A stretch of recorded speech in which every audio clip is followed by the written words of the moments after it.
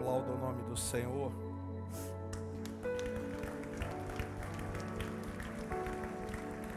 Aleluia. Aleluia. Glória a Deus. Se assente um pouquinho. Eu confesso que eu não queria parar, não.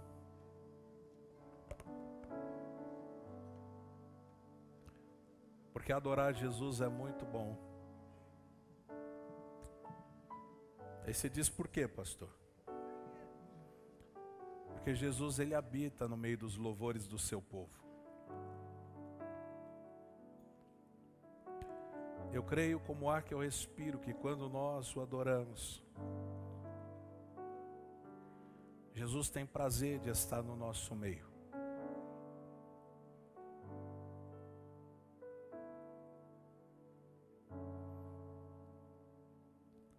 Às vezes dá vontade assim de, desculpa a expressão, mas chutar o balde, sabe? No bom sentido, claro. De esquecer um pouco a liturgia. Porque a palavra de Deus diz que na presença dele há delícias perpétuas. Você já experimentou algo muito bom, querido? Sim ou não? Algo que você, algo ou algum lugar que você gostaria de ter mais tempo, ou de poder ter mais, já experimentou algo desse nível? Então a presença de Jesus, ela é muito mais do que isso.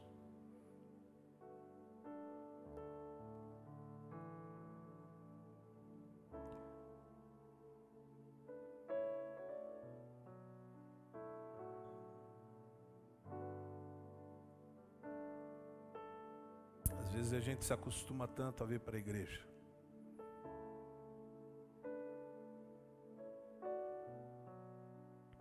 Jesus diz assim para Maria: Maria, você escolheu a melhor parte, que é ficar aos meus pés. Tem dia que a gente só quer ficar aos pés de Jesus, né, pastora Clarice?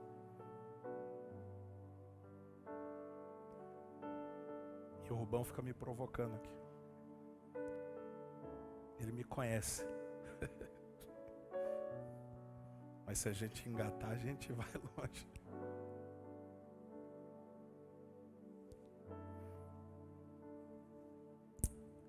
Bom, vamos para a palavra, gente? Ixi, volta, banda, vamos continuar adorando, porque o povo não quer palavra, não. A gente pode ir para a palavra ou não? Abra sua Bíblia comigo em Hebreus capítulo 6. Se você não pôde estar e não pôde acompanhar a mensagem do pastor Johnny pela manhã, chegando em casa faça isso, ou amanhã, mas não deixe de ouvir aquilo que Deus falou para a sua igreja através do pastor Johnny nesta manhã. Eu tenho no meu espírito de que esta mensagem é uma continuação daquilo que ele iniciou pela manhã. Hebreus capítulo 6, versículo 13, diz assim: pois quando Deus fez a promessa a Abraão, visto que não tinha ninguém superior por quem jurar, jurou por si mesmo, dizendo: certamente te abençoarei e te multiplicarei. E assim, depois de esperar com paciência, diga comigo, obteve Abraão a promessa. O tema desta mensagem desta noite é: o que fazer enquanto a promessa não se manifesta? Quantos aqui creem que tem uma promessa de Deus em sua vida? Amém? Só quem tem promessa de Deus erga a mão assim. É relevante saber o que fazer enquanto essa promessa não se cumpre? Alguém aqui está passando pelo processo da espera? Amém? Então nesta noite prepare o teu espírito, prepare o teu coração, porque aquilo que o Senhor ministrou no meu espírito, vai ministrar também no seu espírito. Eu creio que todos nós temos uma palavra de Deus estabelecida sobre nós. Porque só o fato de eu e você recebermos o dom da vida, já demonstra que há um propósito sobre nós. E como é que eu sei disso?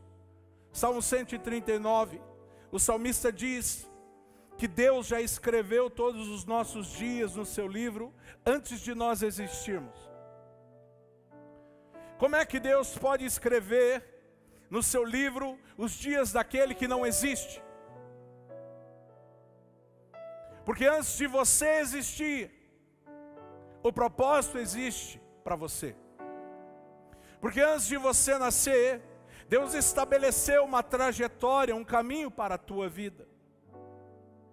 É isso que diz o Salmo 139, que mesmo na formação dos nossos ossos, mesmo na concepção do útero da nossa mãe, o Senhor já tinha para nós um plano, já tinha para nós um caminho. Então eu posso dizer que cada um de nós está vivo por causa de um propósito de Deus. Diga amém. Por quê? Porque a palavra nos gerou antes de nós nascermos. Eu só estou aqui porque uma palavra me gerou. Olha o que diz Efésios capítulo 1, versículo 4. Assim como nos escolheu nele, antes da fundação do mundo, para sermos santos e irrepreensíveis perante ele em amor. O que eu quero dizer é que a tua e a minha vida é fruto de uma promessa de Deus. Amém? A nossa vida é fruto de uma promessa de Deus. E como é que eu sei disso? Eu sei disso porque o texto que nós lemos, o texto que fala a respeito de Abraão, no capítulo 6, ele diz, lá no versículo 13, leia comigo ali. Quando Deus fez sua promessa, quem fez a promessa? Quem? Deus fez a promessa. E ele continua dizendo, quando Deus fez sua promessa a Abraão, ele jurou por si mesmo, tendo em vista não haver outro maior por quem jurar. Então, a primeira coisa que eu e você precisamos entender é que Deus é quem fez a promessa, não só para Abraão, mas para você também. Não é Débora, não é isso. É Deus quem faz a promessa. E quando Deus jura por si mesmo, o que Deus está fazendo é colocar a sua própria reputação em jogo. Porque não há ninguém maior que Ele. Não há ninguém por quem Ele poderia jurar. Então Ele jura por Ele mesmo. O que eu estou querendo dizer para você é que Deus, Ele se torna penhor da sua própria palavra. Em uma sentença um pouco mais popular, Deus se torna escravo daquilo que Ele disse. Então, quando Deus faz uma promessa, Ele está colocando a sua própria reputação em jogo. E para ficar mais emocionante a história, como se a palavra e a promessa de Deus já não bastasse, o versículos 17 e 18 dizem assim: do mesmo modo, Deus, querendo demonstrar de forma mais clara aos herdeiros da promessa a imutabilidade de seu propósito, interveio com juramento, para que nós, que nos refugiamos no acesso à esperança proposta, sejamos grandemente encorajados por meio de duas afirmações. Duas afirmações o quê? Por meio de duas coisas o quê? Nas quais é impossível que Deus minta. Quais são essas duas coisas? Como se não bastasse a promessa baseado em quem Deus é, Ele ainda coloca um adendo, Ele coloca um a mais. Sabe quais são essas duas coisas? Diga, o que é, pastor? promessa e juramento. Está escrito no texto. Deus, além de prometer, como se a promessa de Deus já não fosse suficiente, porque Ele não pode mentir, Ele ainda jura por Ele mesmo. Eu creio, querido, que a promessa já era suficiente o bastante. Isaías, o profeta, no capítulo 55, versículo 11, diz assim: assim será a palavra que sair da minha boca. Não voltará para mim vazia, mas fará o que me apraz, e prosperará naquilo para que a designei. O que eu quero dizer é que a palavra já era suficiente, que a promessa já era suficiente, mas para ainda trazer um pouco mais de peso, Deus ainda jura por Ele mesmo. O que eu quero dizer para você é que a promessa de Deus para a tua vida, além da promessa, há um juramento de que você vai ser o que Deus diz que você é. É muito forte. Se eu falar algo para você e você duvidar, está tudo bem. Se você falar algo para mim e eu duvidar, está tudo bem também. Porque nós somos falíveis. Mas Deus, Ele promete. Há uma promessa sobre Abraão. E além da promessa, há um juramento. Fala: Abraão, fica tranquilo, porque eu te prometi. Mas para garantir a minha promessa, eu vou jurar por mim mesmo. Quando nós queremos dar uma garantia de uma palavra, o que nós fazemos? Tudo bem que hoje em dia está meio defasado esse negócio. O cara pode jurar, você ainda fica com o pé atrás. Antigamente acontecia aquilo que nós chamávamos de o fio do bigode, não é? Quando o homem dava a sua palavra, ele tinha que cumprir.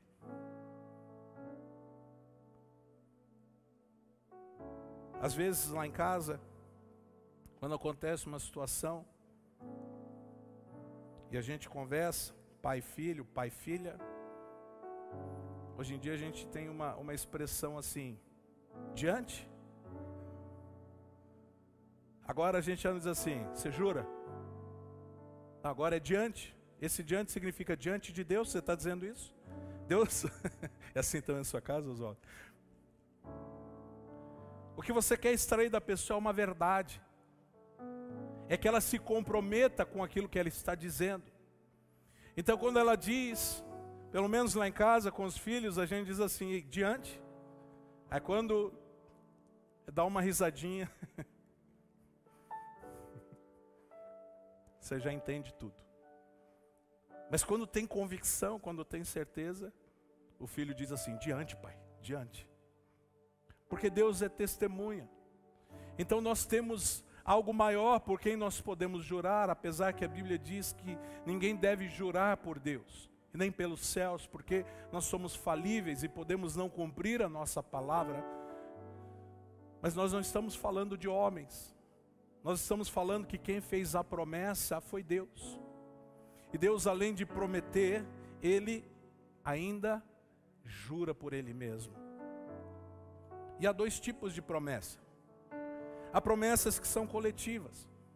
Por exemplo, permanecer em Jerusalém, até que do alto sejais revestidos de poder, é uma promessa coletiva.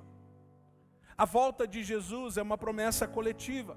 Todos nós vamos experimentar no mesmo nível, pelo menos aqueles que estiverem preparados. Aliás, nós precisamos ficar preparados.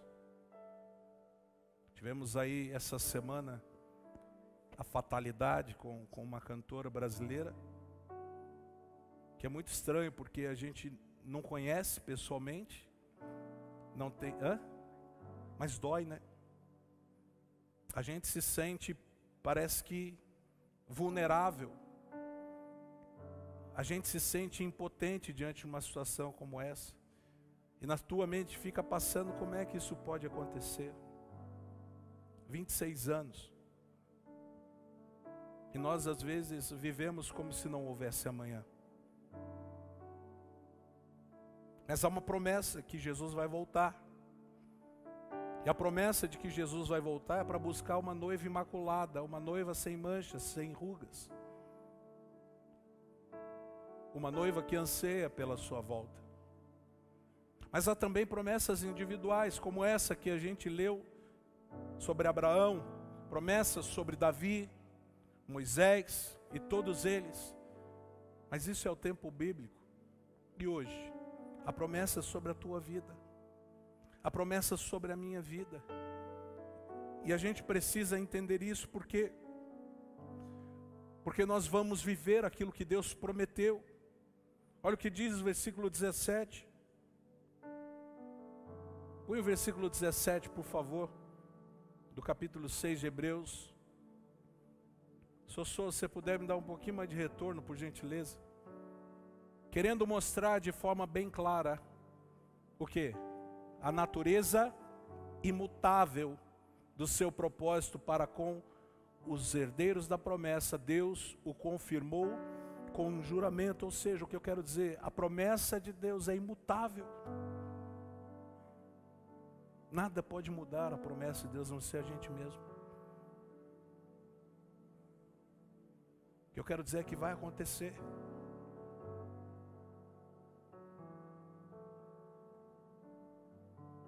E aqui a gente vai entrar num caminho que talvez você vai se identificar agora.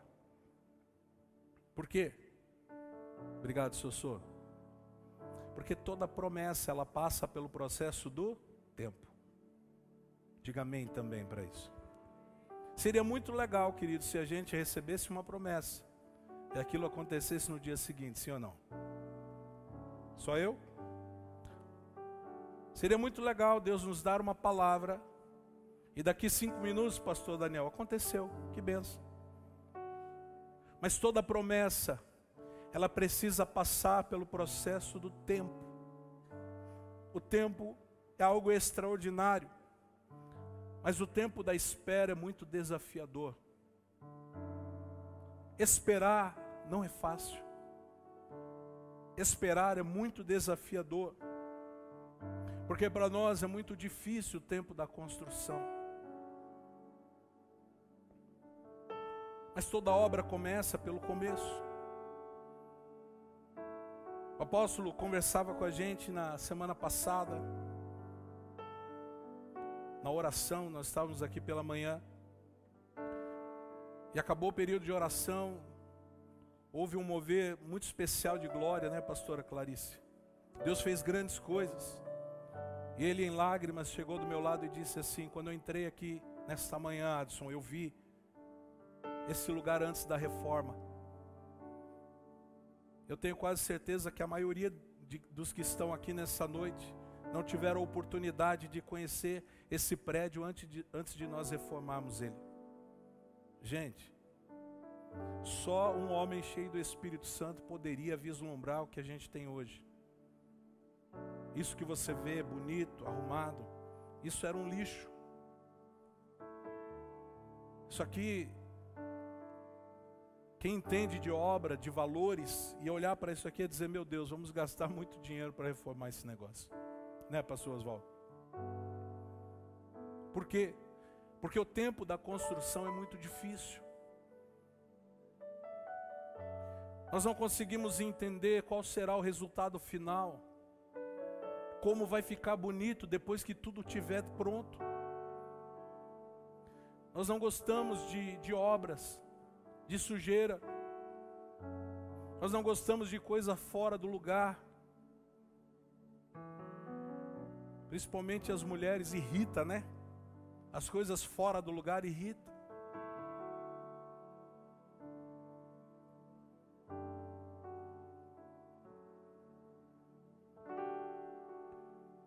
Mas é necessário, para alcançar a promessa, passar pelo tempo da construção. Por quê?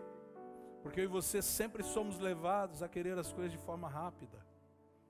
Nós acostumamos a isso. Talvez você esteja sentado aí já pensando: que hora vai acabar esse culto? Alguém riu aí que eu ouvi. Esse pastor fala demais. Amanhã é segunda, tem que trabalhar. Então eu não entendo nem por que você veio.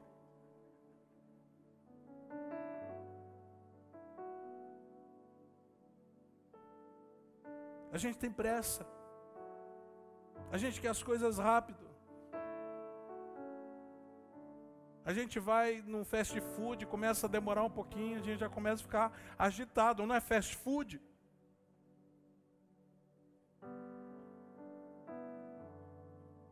Me lembro da minha mãe. Adson, vai lavar a louça. Espera aí, mãe, agora. Espera aí, mãe, agora. Espera aí, agora. Não tem peraí. A gente quer tudo rápido. A gente quer sair de casa no trânsito de São Paulo e chegar em 10 minutos. Não vai.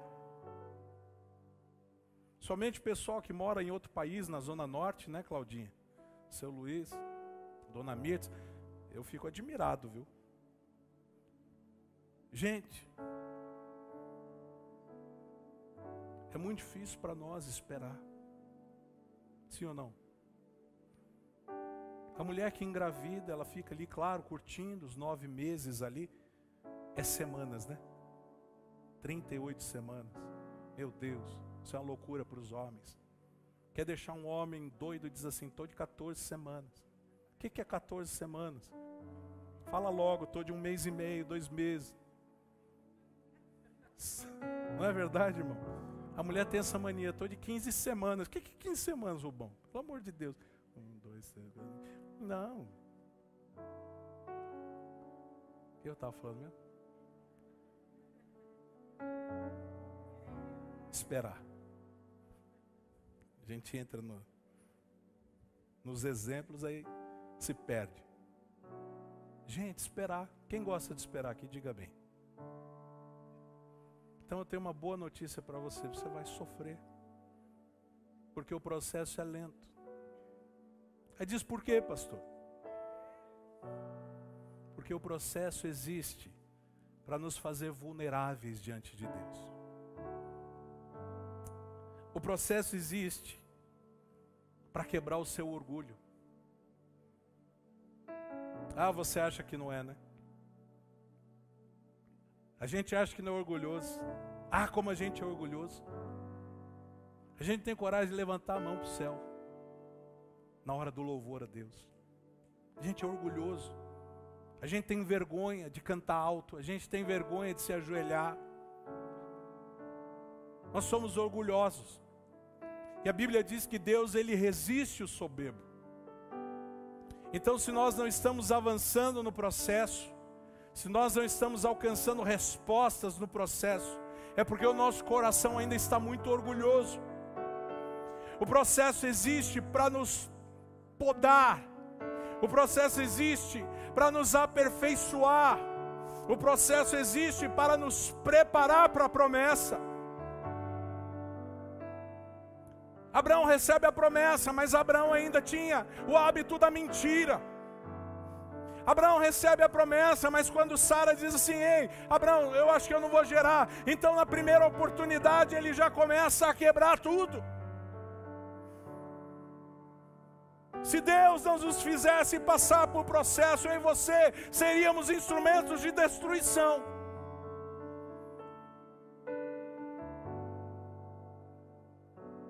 Esperar é se humilhar.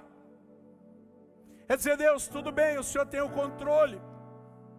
Quantas vezes a gente conversa com pessoas, ou até mesmo na nossa vida, e diz assim, ah pastor, mas eu não aguento mais esperar. Vai esperar mais um pouco. Porque enquanto nós não aguentarmos mais esperar, significa que nós não estamos preparados para a promessa.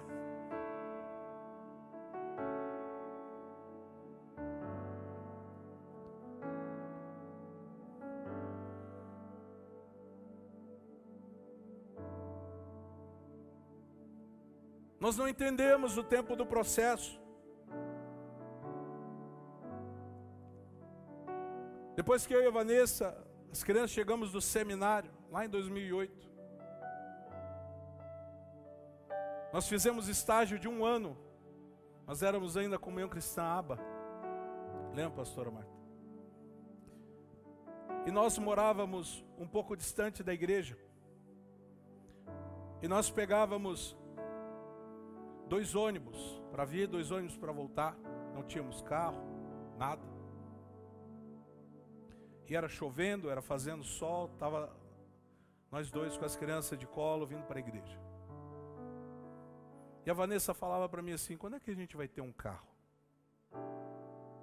Quando é que a gente vai poder ter um carro? Eu olhava para as finanças, olhava para os carros e dizia, não se conversa. Não está batendo. É muita areia para o nosso caminhão agora. Às vezes, alguns irmãos davam carona para a gente no ponto, a gente estava no ponto, passava, Bibi, eu levo vocês. E a gente, glória a Deus, com 2 criancinhas. Eu estou orando, Deus dá um carro para a gente. Dá um carro para a gente. Nós precisamos de um carro, Senhor, para servir melhor. De repente, eu estava trabalhando, o apóstolo chega para mim e diz assim, Adson, Deus me deu uma palavra. Eu digo, opa, palavra é bom. Quantos gostam de receber palavra? Mas olha só a palavra. Calma, fique calmo. Deus vai te dar um carro, diga amém. Só que ele disse, só que é um carro velho. Eu disse, amém. É um carro velho. Conforme você cuidar desse carro velho, ele vai te dar um novo. Gente, pelo amor de Deus. Oh Deus, isso não está certo. Eu estou orando, pedindo um carro. O Senhor disse que vai me dar um carro velho para eu cuidar do carro velho para depois ganhar um novo. Para que isso? Para parar de ser orgulhoso. Vai andar a pé até aprender. Então um dia vem um irmão para mim e chega assim, ô pastor, tem um carro na minha garagem. Eu estou risado, foi muito engraçado. Ele diz, não pega faz alguns meses. E eu senti no coração de vir aqui falar com você. E se você ligar o carro e o carro pegar, é teu. Eu falei, não, Jesus, não. O irmão batia a chave. Eu falei, não acredito. Ele falou, cara, eu não acredito. Não pegava de jeito nenhum. Eu falei, eu estou entendendo. Só para você ter uma ideia. Um Opala Diplomata 85. Não era velho, não. Era um dinossauro o carro. Vou eu para a igreja com aquele carro. A direção tinha que dar 5 voltas para mexer a roda. Chego na igreja, paro o carro lá. Falo, Djalma, você é terrível. Vou levar o carro para casa, adivinha, gente? Não cabe na minha garagem de casa. Tinha que deixar o carro na igreja. Peguei o carro. A gente foi para um evento lá no Cambuci. Lembro como se fosse hoje. Coloquei R$50 de gasolina e naquela época era mais barato que hoje. Eu fui até o Cambuci e voltei. Quando eu estacionei o carro na igreja, acabou a gasolina. Falei, Jesus, isso aqui é uma provação. Deixei o carro lá, irmãos. Porque se eu fosse gastar dinheiro de gasolina, eu ia ter que morar na rua.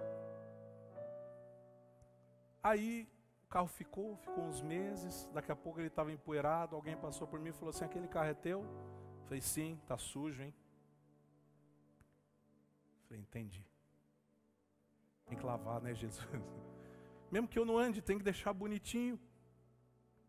Aí cheguei lá, lavei o carro, deixei bonitinho, todo legal. E eu falei pro apóstolo, disse assim, e aí, o que a gente faz? Ele, calma, segura. Não está no tempo ainda. Eu falei, Deus. A gente fica nervoso, né, gente? Sim ou não? A gente fica brabo com Deus. Fala, Deus, mas que raio esse negócio. Vocês não sabem, eu fui abrir o porta-mala. Que eu levantei o tapete, não tinha fundo. Eu falei, meu Deus do céu. E Deus foi trabalhando no nosso coração. Trabalhou. Quando passou 6 meses certinho, irmãos, eu comprei meu primeiro carro zero. Processo. Por que que Deus faz assim? Porque nós precisamos ser quebrados. Nós somos orgulhosos. Nós achamos que Deus é obrigado a fazer as coisas. Nós queremos que Deus faça as coisas do nosso jeito. E aí tem aqueles que já saem desesperados, financiando carro, comprando carro, e depois não conseguem pagar, porque não esperaram o processo. Tem gente que sai pegando dinheiro, sai comprando casa, sai fazendo coisa, e não espera a resposta de Deus, porque não entende o processo. O processo vai te levar a cumprir promessa, mas primeiro você precisa alcançar maturidade. E preste atenção, ser maduro não é ser velho. É claro que nós precisamos de tempo e experiência para amadurecer, mas a maturidade ela vem com os processos de Deus nas nossas vidas. Só consegue atravessar esse período do processo quem desenvolve confiança em Deus. Se você crê na palavra que Deus liberou sobre você, você vai descansar nele e vai viver o processo para amadurecer e alcançar a promessa. Porque se você receber a promessa antes, a Bíblia diz que a herança antecipada é maldição. Dá para uma criança uma herança, ela vai gastar tudo em pirulito. O pai trabalha e desenvolve e luta. Aí dá para o filho destrói porque não está preparado. Nós não damos herança ao filho quando estamos vivos ainda. E Deus não vai dar herança. Deus não vai cumprir promessa nas nossas vidas antes que nós vivamos o processo e amadureçamos nele. Paulo diz que enquanto criança, o herdeiro e o escravo não tem diferença, porque não tem entendimento. Estou respondendo algumas perguntas aqui. É por isso que você está onde está. Por isso que você ora e não acontece nada. Porque você ainda não entendeu que há um processo de Deus na tua vida. Mas uma coisa você pode ficar tranquilo. Porque conforme você crescer na maturidade, conforme você atravessar o processo e vencê-lo, a promessa vai se cumprir. Porque Deus não mente, Deus promete e ainda jura por Ele, dizendo: ei, eu vou te conceder. O problema não é Deus. O problema não é Deus. Quem se perde no processo não vive a promessa.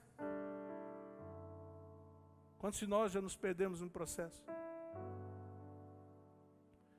E tem um negócio muito legal nisso. Deus não tem tempo. Deus é atemporal. Para Ele está tudo bem.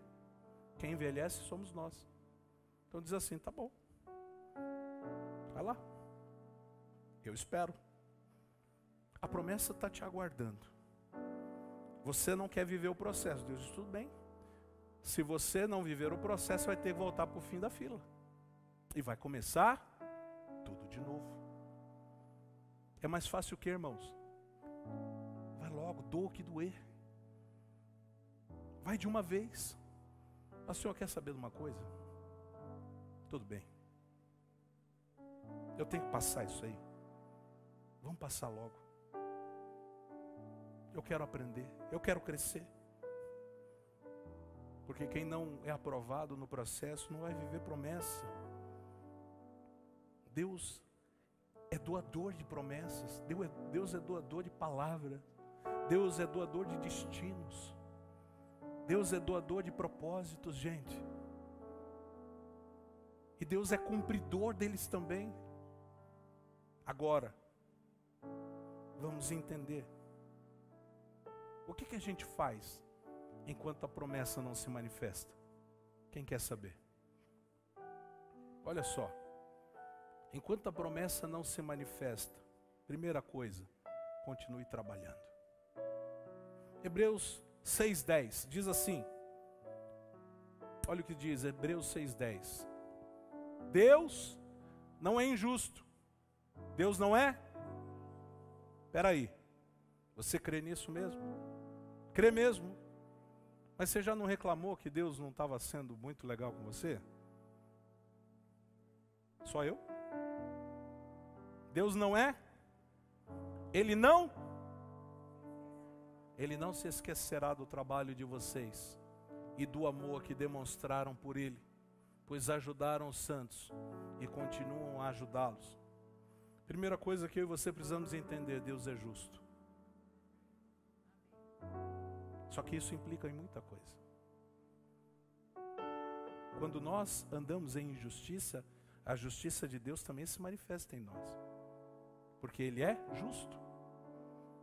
Além de justo, Deus não esquece do teu trabalho. 1 Coríntios 15:58, sede firmes e constantes, sempre abundantes na obra do Senhor, porque no Senhor o vosso trabalho não é vão. Deus não se esquece do teu trabalho. Estava conversando com o pastor Daniel esses dias e Deus deu uma revelação a ele sobre a arca de Noé. E eu não vou... Como que é aquilo lá que a gente fala? Spoiler.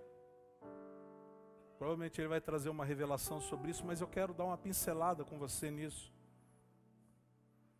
Deus chama Noé para construir uma arca e diz assim: Noé, eu vou mandar um dilúvio sobre a terra. Talvez parece romântico, tem uma semântica bonita dizer isso hoje, mas nós estamos falando de um homem que não sabia o que era chuva. Deus disse para ele: Noé, construa uma arca. A Bíblia não diz exatamente quanto tempo isso levou. A Bíblia não diz exatamente. Ela tem alguns pontos que dá a entender que foram aproximadamente 100 anos. Né? Alguns dizem 120, outros dizem 100, mas vamos colocar aqui a média de 100 anos, pastora Marta. Que é muito tempo. Imagina você levar 100 anos para construir algo. E eu quero que você entre nessa história e perceba quais foram os desafios que Noé enfrentou para construir essa arca. Qual foi a palavra que Deus te deu? Foi mais difícil ou mais fácil que construir uma arca? Noé, constrói uma arca. Eu vou mandar dilúvio. Noé, começa o seu trabalho. Primeiro desafio, no meu entendimento, que Noé enfrentou foi crer nisto. O que é chuva? O que Deus está falando? Segundo desafio que Noé enfrentou foi convencer a família. Meu Deus. Quantas mulheres aqui entrariam num avião feito pelo marido?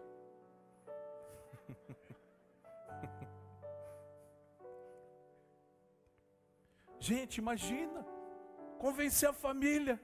Ei, eu vou construir um barco. O que é barco? Vai chover. O que é chuva? Vai chover muito, vai matar todo mundo. O que é isso? Outro desafio: não dar ouvidos às vozes contrárias. Ei, estou falando com alguém aqui? Deus te dá uma palavra, você começa a andar e começa: não, mas espera aí, você está gastando muito tempo na igreja. Não, mas espera aí, o que é isso? Virou agora o que? Fanático? Você está doido, isso não vai dar certo nunca. Tem gente que diz assim para o outro: ei, cara, Deus me deu um projeto assim, assim. Começa a falar, o outro olha assim e fala: meu irmão, glória a Deus, hein?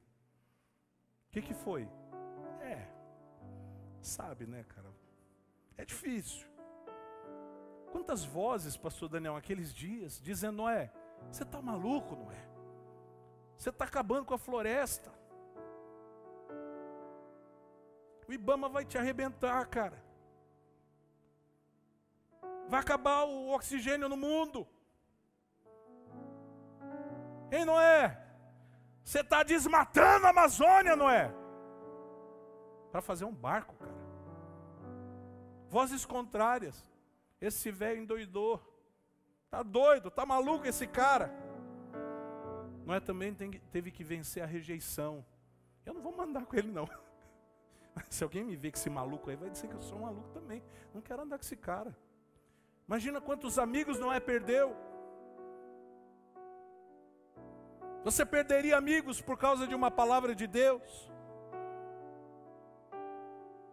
Você abriria mão de alguns relacionamentos para cumprir o que Deus te entregou?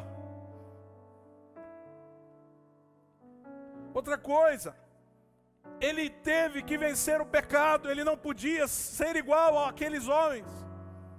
Porque Noé foi encontrado justo por Deus, ele não podia deixar a peteca cair, por assim dizer. Ele teve também que continuar trabalhando. Ele também teve que esperar. Primeira coisa, irmão, no tempo de processo, no tempo em que a promessa não se manifesta, continue trabalhando. Não dê ouvidos àqueles que estão tentando te tirar do trilho que Deus te deu. Seja totalmente objetivo naquilo que você quer. Tenha convicção de para onde você está indo, mesmo que os outros não acreditem.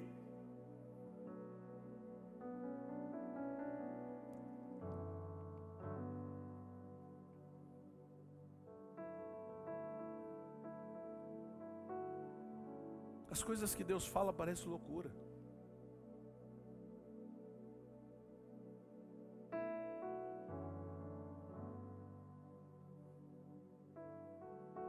Sabe, eu fico pensando em cada história. A gente ouve muita história aqui, né?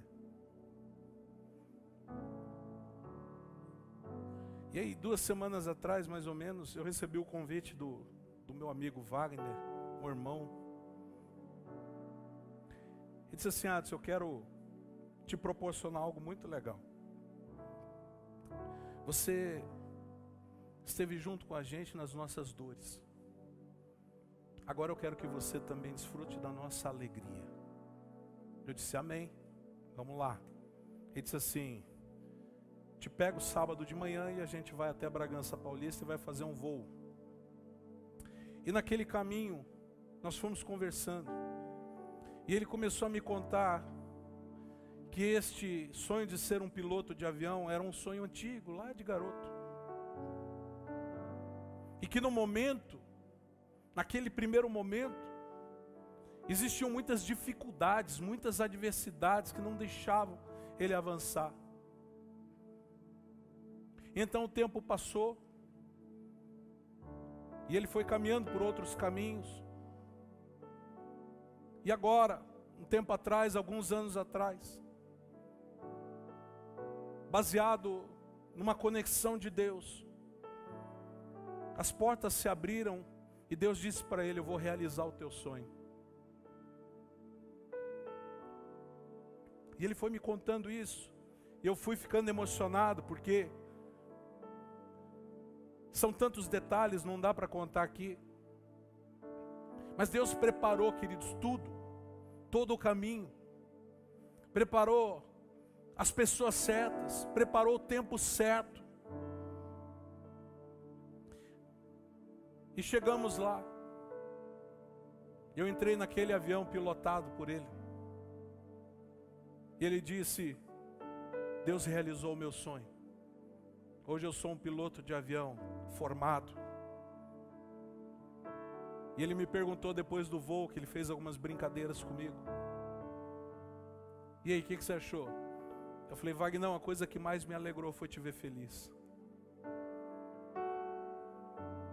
Porque Deus disse, Deus cumpre. Deus disse, Deus cumpre.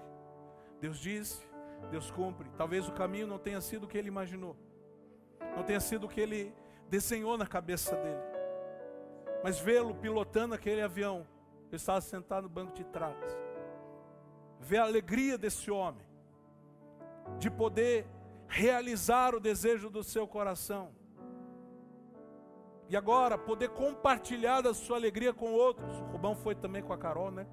Outro dia. Gente,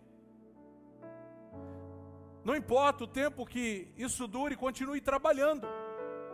Continue trabalhando, continue agindo, continue caminhando. Não pare, não pare por causa das vozes contrárias.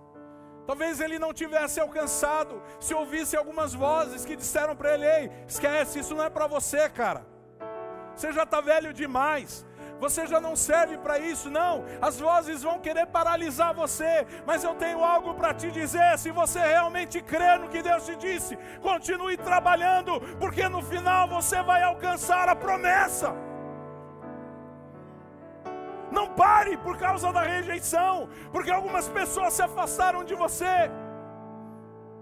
Eu ouvi ou li outro dia, algumas pessoas se afastam de nós porque Deus ouve o que a gente não pode ouvir.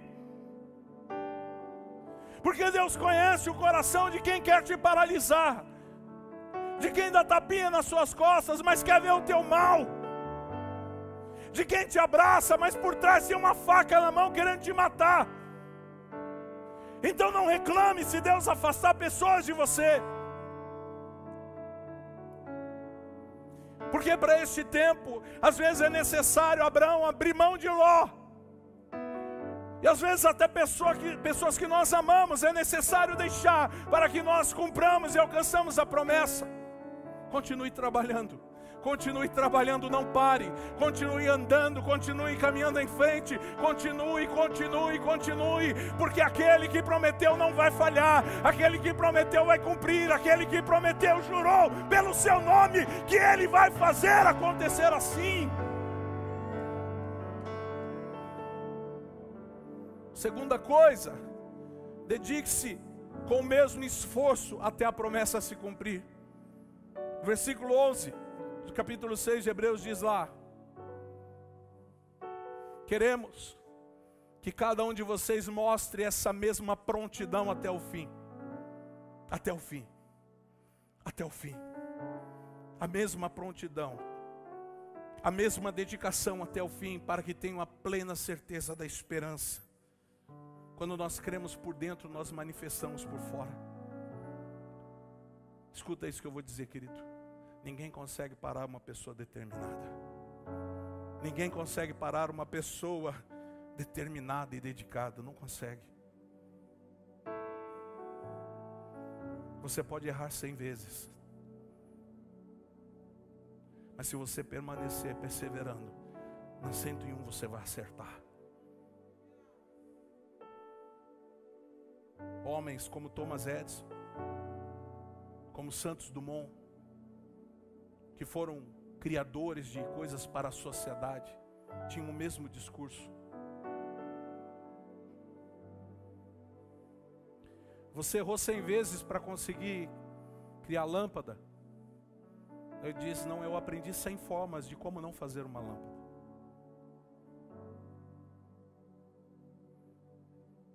Dedique-se com a mesma prontidão, com a mesma força, como Caleb. Caleb com 80 anos disse: eu tenho a mesma energia, eu tenho o mesmo coração de quando eu tinha 40. Dedique-se com toda a tua força. Ninguém consegue parar uma pessoa determinada. Sabe por quê? Porque a dedicação é a plataforma do cumprimento da promessa. Jesus disse para os discípulos: permanecer em Jerusalém até que... Permanecer em Jerusalém até que, irmão, permaneça em Jerusalém até que. Dedique-se com a mesma prontidão, ore todo dia com a mesma prontidão, jejue, busque a palavra com a mesma prontidão. Mas não acontece, pastor, ei, vai chegar esse tempo, não se desespere.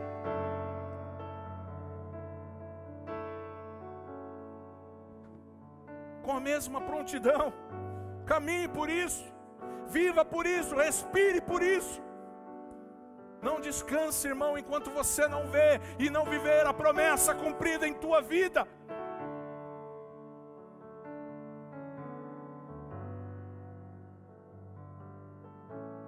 Não desista. Dedique-se com a mesma vontade, todos os dias. Diga: ei, não aconteceu hoje, mas amanhã vai acontecer. Ainda não foi o dia, mas amanhã vai acontecer. Ainda não foi o dia, mas amanhã vai acontecer. Permaneça com a mesma prontidão, com a mesma dedicação. Trabalhe com a mesma dedicação. Eu olho o casal como Antônio e a Beth, Há anos atrás a gente foi tomar um café junto e havia um sonho no coração deles: gerar um filho. Eles não desistiram. Havia uma palavra, uma promessa sobre a vida deles. Quantas semanas está agora, Beth? Fala meses, tá? Hã? Não estou nem ouvindo. 5 meses. Está grávida. Não, você não se alegra com isso?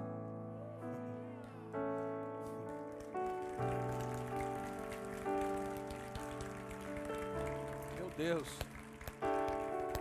Não desista, dedique-se com a mesma força, com a mesma prontidão. Vai acontecer. 10 anos esperando. 10 anos, você sabe que são 10 anos. Sabe, né? Dedique-se com a mesma força. Nelson, com a mesma força, irmão. Deus prometeu, vai cumprir. O processo não vai paralisar o que Deus tem na tua vida, meu irmão. Alguém está entendendo o que eu estou falando nessa noite aqui? Não descanse, irmãos, enquanto você não vê a promessa cumprida. 2 Coríntios 4,16. Por isso não desanimamos. Pelo contrário, mesmo que o homem exterior se corrompa, contudo, o nosso homem interior se renova de dia em dia. Porque a nossa leve e momentânea tribulação. 17. Pois os nossos sofrimentos, leves e momentâneos, estão produzindo para nós. O que estão produzindo? Uma glória eterna que pesa mais do que todos eles. Há um porquê. Há um porquê Deus permite que você passe por isso. Há um porquê Deus está permitindo que você viva esse processo aí. O nosso homem exterior, ele se corrompe, mas o nosso interior não. Ele se renova dia após dia. É de glória em glória, de vitória em vitória. Nós vamos vencendo. Nós vamos vencendo uma etapa de cada vez, um degrau de cada vez. Mas esse processo está te aperfeiçoando, porque há um peso de glória te esperando. Há um glorioso dia te esperando. Deus já tem tudo marcado, já está tudo estabelecido naquele dia. Você vai receber e você vai se alegrar, e você vai dizer: Senhor, valeu a pena esperar. Agora eu tenho maturidade para andar neste lugar. Agora eu tenho maturidade para lidar com aquilo que o Senhor prometeu. Se eu recebesse antes, seria perdição para a minha vida, Senhor. Mas agora eu entendo, o Senhor estava me amando, o Senhor estava me preservando, o Senhor estava guardando o meu coração, porque sabia que naquele momento não era o momento certo, mas agora eu estou pronto, agora eu estou vivendo a grande manifestação da glória de Deus na minha vida, e naquele dia você dirá: glorioso, glorioso dia, você dirá: glorificado seja o teu nome, Senhor, louvado seja o teu nome, porque verdadeiramente o Senhor não pode mentir, verdadeiramente o Senhor cumpre aquilo que prometeu, verdadeiramente o Senhor fará infinitamente além daquilo que eu peço ao Senhor.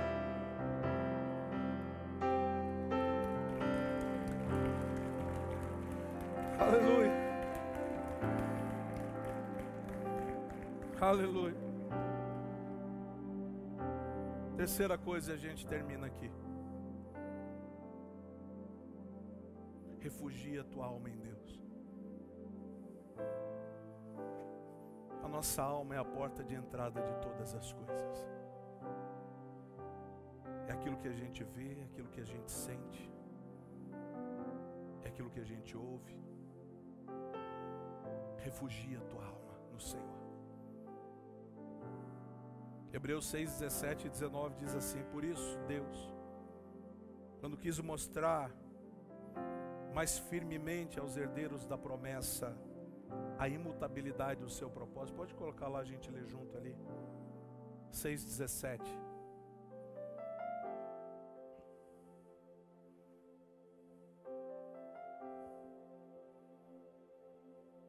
Dezessete, isso. Olha lá, querendo mostrar de forma bem clara a natureza imutável do seu propósito para com os herdeiros da promessa, Deus o confirmou com juramento. 18. Para que por meio de duas coisas imutáveis, nas quais é impossível que Deus minta, sejamos firmemente encorajados, nós que nos refugiamos nele, para tomar posse da esperança a nós propostas. 19. Proposta: temos essa esperança como âncora da alma, firme e segura, a qual adentra o santuário interior, por detrás do véu.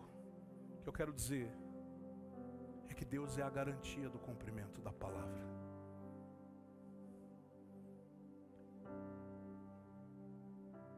Não só pela promessa, mas também pelo juramento. Refugia a tua alma nele.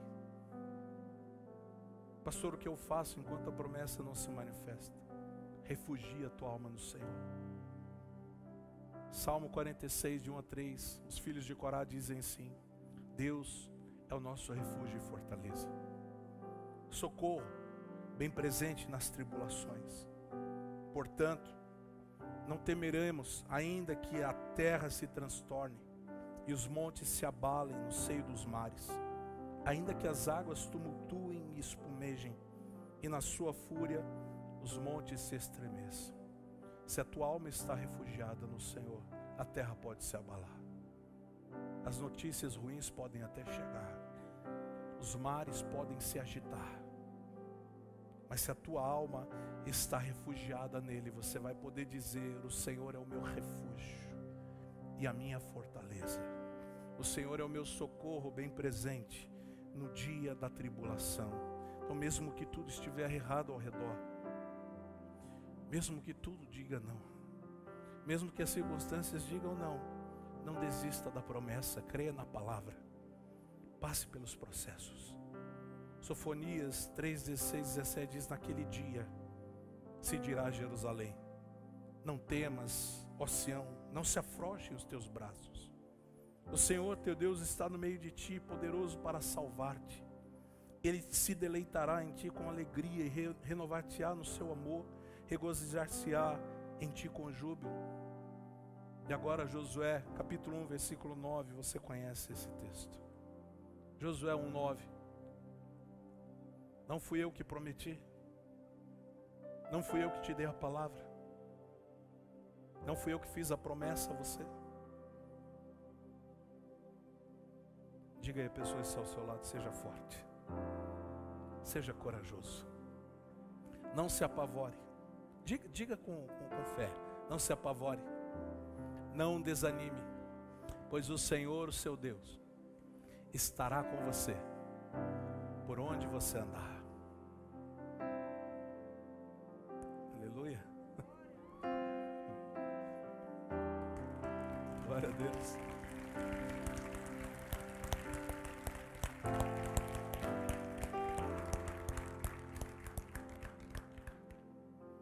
Vamos ficar em pé.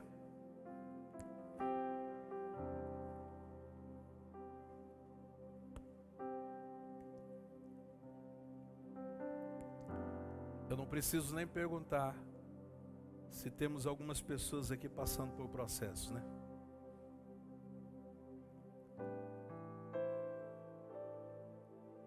Que tem pessoas que já estão sobrecarregadas,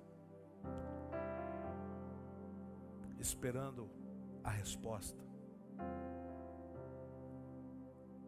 Eu não preciso dizer que há muita gente carregando peso, porque não acontece, Senhor.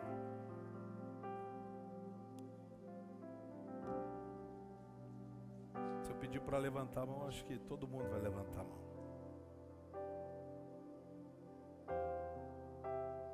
Mas ser forte e corajoso. Continue trabalhando. Dedique-se com a mesma força àquilo que Deus te prometeu. Outra coisa, vá diante dele, derrama a tua alma diante dele. Não é errado dizer: está difícil, Senhor. Não é errado dizer: não estou aguentando mais. Não é errado pedir para que ele te fortaleça. Não é errado você chegar diante de Deus e ser honesto. Falar: Senhor, está difícil. Não é errado. O problema é que a gente é orgulhoso demais. E a gente acha que porque Deus sabe tudo, a gente não precisa falar. Mas Jesus diz assim: vinde a mim todos vós que estáis cansados e sobrecarregados, que eu vos aliviarei.